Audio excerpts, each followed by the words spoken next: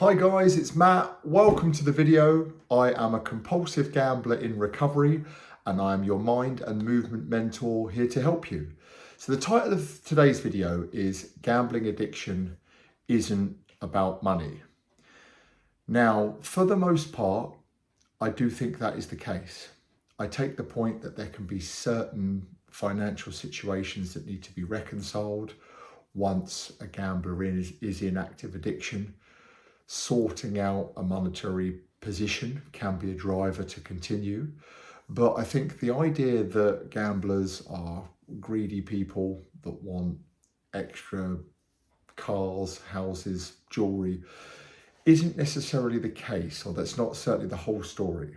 There's been some studies done that show in a gambling addict's brain, it's the anticipation that is what's addictive. It's the excitement. They've done studies where a roulette wheel has been spinning and they show the brain chemicals that are released, the serotonin, the dopamine, and that once the result is conclusive, so the ball is landed in said number, even if it's a big win, it isn't as exhilarating as kind of what is going on at the time in the anticipation phase. And that is part of the problem.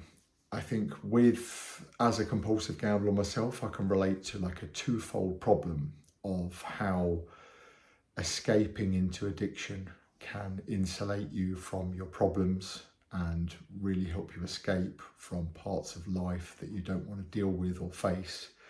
So there is that kind of almost like that comfort blanket of the not having to face the reality of life and kind of just burying your head into continual gambling, which eventually leads to being problematic. But there is also the excitement and the brain chemical reactions, the serotonin, the dopamine, like I say, that is a pull to do it. So that's what makes it such a challenging addiction, that there is kind of almost like a pleasure and a pain kind of driver going on simultaneously.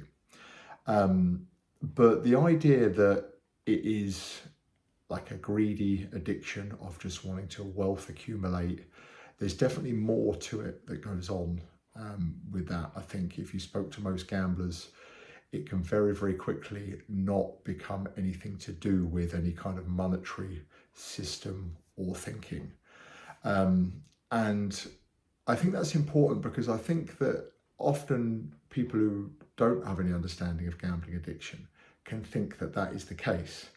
And they can think that it's, like I say, about this resource accumulation of kind of greed and just someone that's got expensive taste that just wants.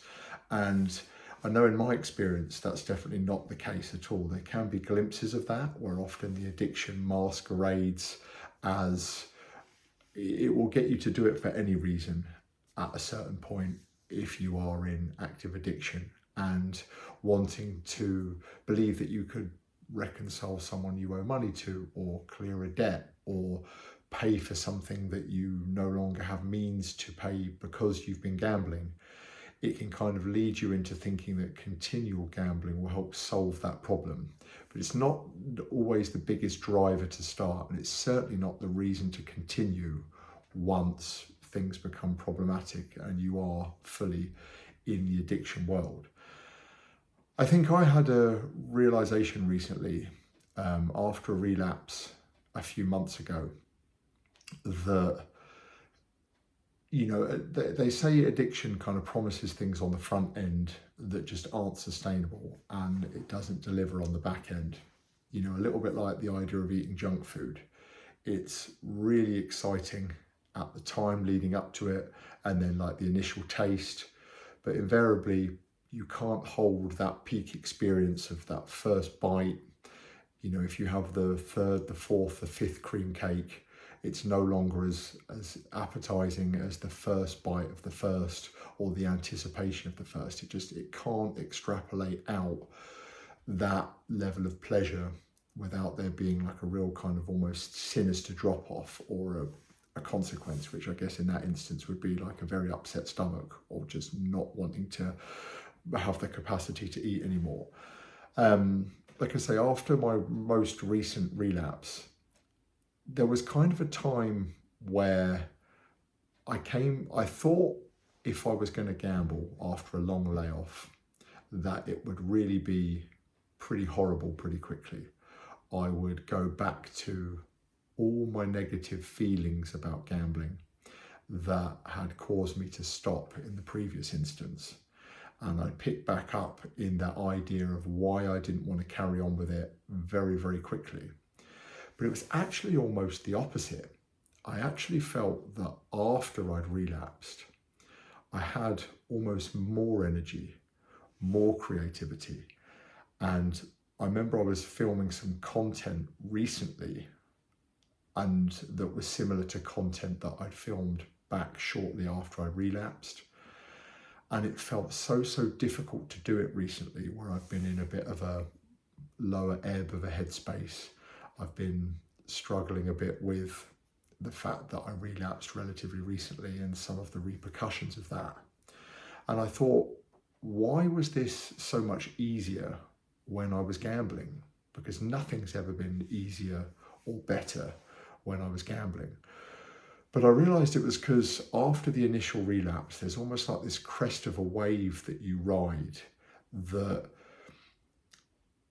I guess you are feeling good. You're still getting a lot of the excitement of where the gambling can take you, the anticipation, the chemicals, the biochemistry, the neurology in the brain is still firing.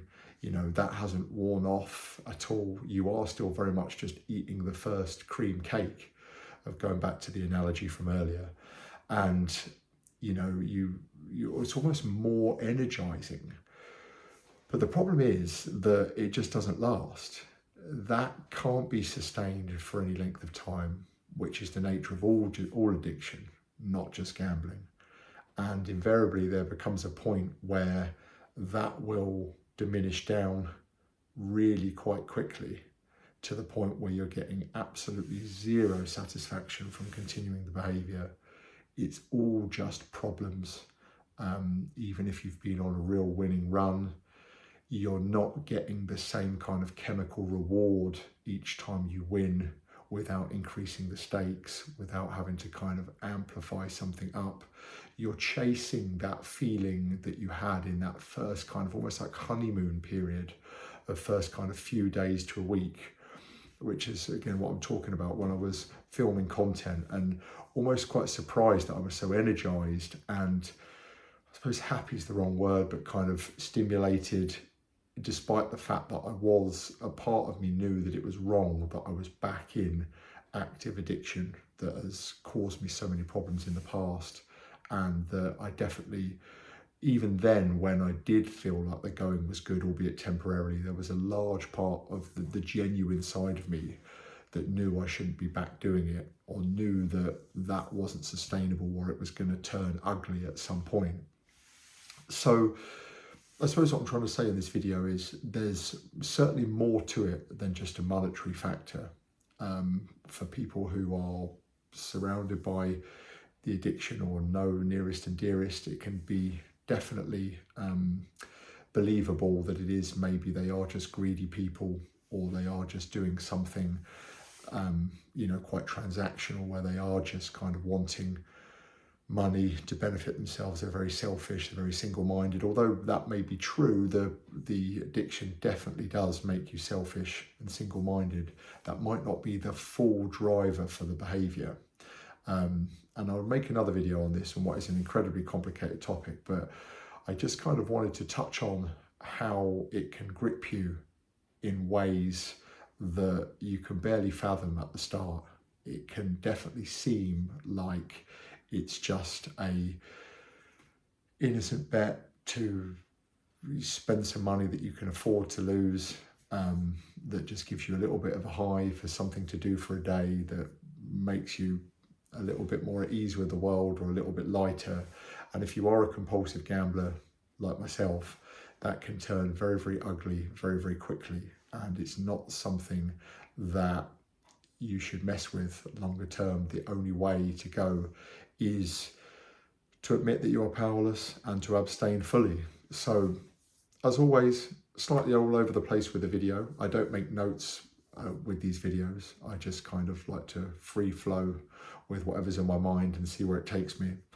But I hope you enjoy the content, and if you do, I'll be grateful if you could share it. I make these videos for a younger version of me, for accessible information to think a bit differently, that ideas that I would have loved to have come across years ago when I was really struggling. And if you can share this with someone who might need to hear this message or is interested in these topics, it really does help support the channel, as well as kind of liking and commenting your thoughts on the video as well. So really appreciate that if you could do that, and I look forward to seeing you in the next video soon.